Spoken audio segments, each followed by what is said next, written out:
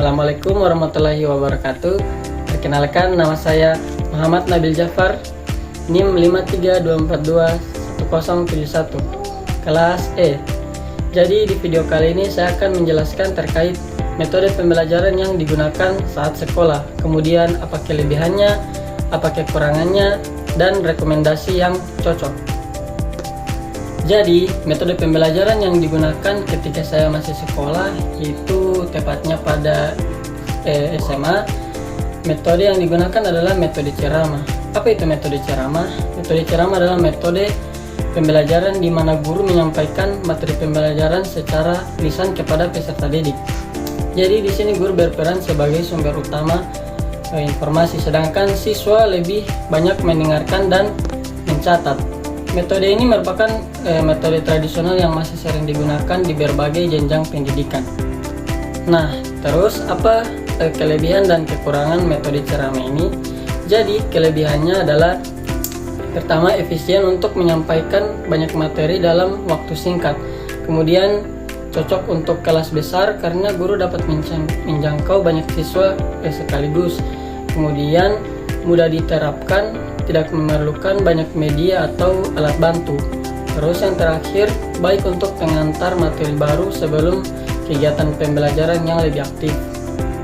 Terus kekurangannya apa? Kekurangan dari metode ceramah ini, yang pertama, siswa bersifat pasif karena mereka hanya mendengarkan tanpa banyak berinteraksi.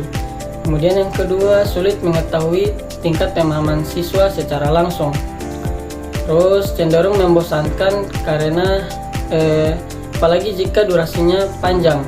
Terus yang terakhir, kurang mengembangkan keterampilan berpikir kritis, komunikasi, dan praktik langsung.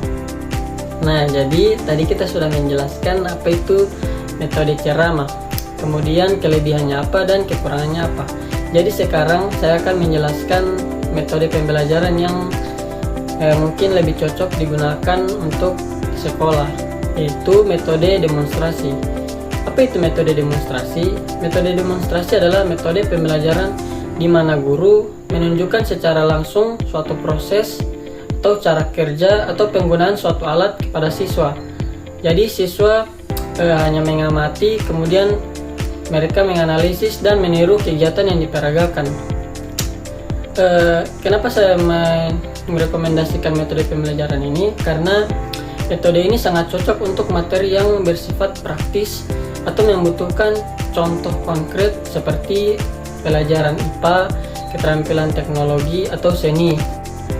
Mengapa metode pembelajaran demonstrasi ini lebih baik dari metode pembelajaran ceramah? Karena di sini siswa itu tidak hanya mendengar, tapi mereka juga melihat dan mengalami langsung. Kemudian meningkatkan pemahaman konseptual dan keterampilan praktis. Kemudian lebih menarik dan interaktif karena siswa terlibat dalam proses pengamatan. Kemudian mengurangi kejenuhan belajar dan memperkuat ingatan jangka panjang.